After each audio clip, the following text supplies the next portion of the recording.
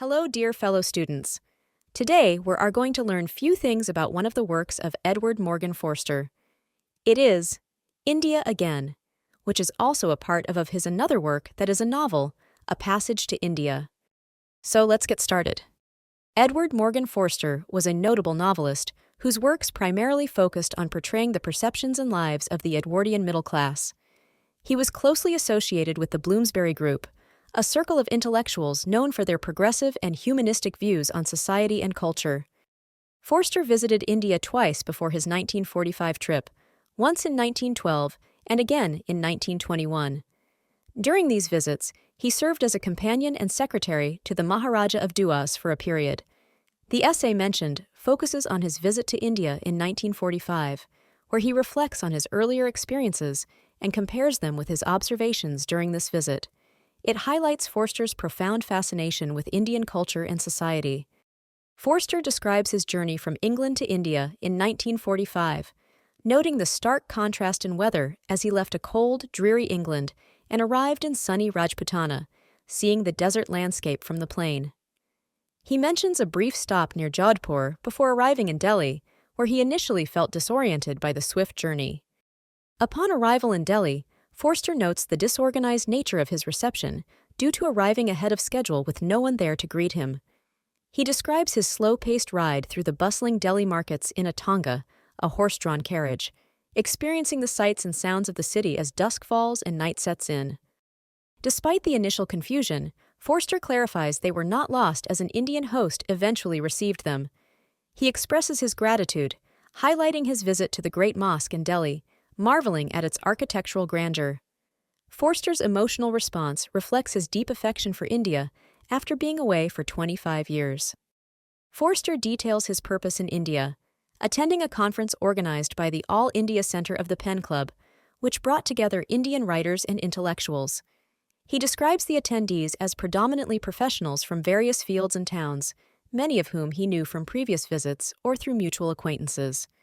Forster admits to a limited perspective during his visit, as he didn't explore much of the rural areas or industrial aspects of India. He notes encountering few English people and often being the only Westerner in gatherings.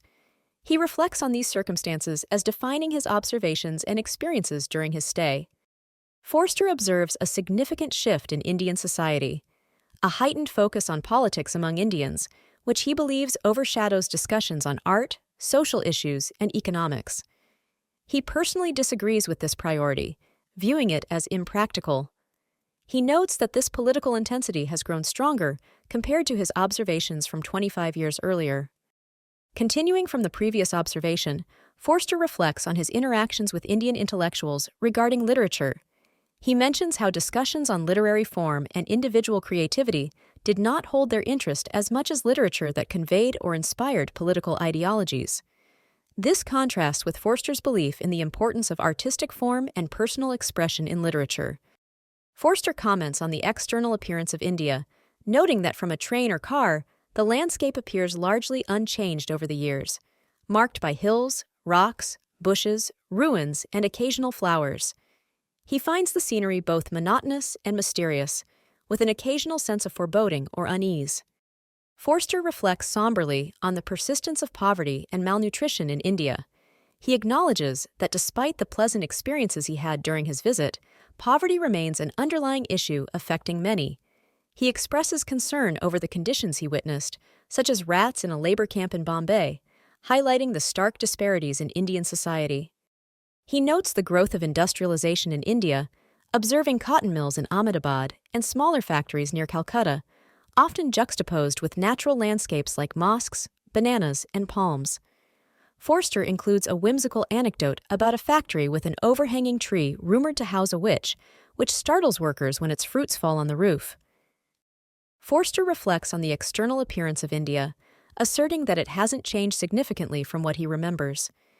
He mentions the concept of the real India, a term used by some to describe India's enduring qualities. Forster expresses skepticism towards this term, finding it somewhat misleading or oversimplified, yet acknowledges its varied interpretations. Forster highlights a significant social change he observed in India, the gradual decline of purdah, the seclusion of women, and the increasing liberation of women, particularly in cities like Lahore and Hyderabad, with significant Muslim populations. He reflects on how, over his visits spanning from 1912 to 1945, he witnessed women's growing participation in public life and social events. Forster provides personal anecdotes about Hyderabad, where he observed the gradual transformation of social norms regarding women. He recalls how, during his first visit in 1912, he saw very few Indian women, whereas by 1945 he noted significant changes, with many women participating more openly in social gatherings and public life. Forster continues to describe the breakdown of purdah in Hyderabad, noting that except for the most conservative families, the practice has largely faded. He appreciates the sight of women at receptions, often outnumbering men, dressed in beautiful Indian saris. Forster finds the scene enchanting, celebrating the grace and elegance displayed through their attire. Forster reflects on the broader implications of the changing status of women in Indian society. While unsure of the extent of this change across all strata of society, he predicts that the trend towards women's emancipation will eventually reach even rural areas, fundamentally altering Indian social dynamics. He contemplates the inevitable progress of society and envisions a future where women will have equal opportunities and responsibilities as men. Forster reminisces about the buffet dinners he attended during his visit, noting them as a modern innovation compared to his earlier experiences in India. He describes the scene with long tables laden with Indian cuisine, separate sections for vegetarian and non-vegetarian dishes, and guests serving themselves or being assisted. He fondly recalls the elegance and grace of Indians navigating through crowded rooms, enjoying their meals skillfully wrapped in chapatis. Forster reflects on the economic disparities in India, noting that rationing exists but is not fully understood by him. He contrasts the quality of life for the wealthy in India, where shops offer abundant imported delicacies like butter, cheese, and plum puddings, with the hardships faced by the poor, for whom life is more challenging compared to England. Forster discusses the use of English among the Indians he encountered, noting that many spoke it proficiently, and some wrote in English with distinction. He recounts a debate at the PN conference among Indian writers regarding the choice of a common language for India. Writers from different regions advocated for Urdu, Hindi, Bengali, or English, reflecting the linguistic diversity and cultural pride across India. Forster notes that the debate over language continues, intertwined with political considerations. He observes how English is used alongside Indian languages in unique ways, reflecting the ongoing cultural and linguistic evolution in India. Forster shares an anecdote of traveling to Baroda in a crowded train compartment, where he found himself amidst a chaotic mix of people and luggage. He mentions overhearing an argument in Gujarati, peppered with English words, about religion and free thought. Forster intervened, joining the conversation in English, and despite the language barrier, he bonded with fellow passengers over a shared orange.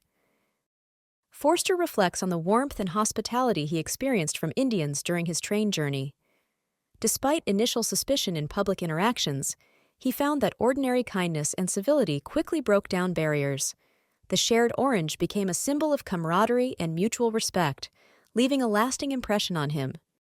Forster contrasts Indians' initial wariness in street interactions with their openness and warmth in the close quarters of a train carriage. He observes how the cramped conditions of travel seem to foster a sense of community and openness among passengers. Forster expresses his personal preference for English as a common language in India. He values the cultural exchange and deep connections formed through shared language, believing that his life would have lacked richness without these interactions facilitated by English. Forster then concludes with a description of his return journey from India to London, contrasting the warm memories of his arrival in Delhi with the cold, foggy arrival in London. He reflects on the abruptness of leaving India, lamenting that his visit ended too quickly. Thank you for watching till the end. I hope you enjoyed today's lesson in this video. Also, please don't forget to like, share, and subscribe, etc. for more literary lessons. See you all in the next video. Till then, have a good time.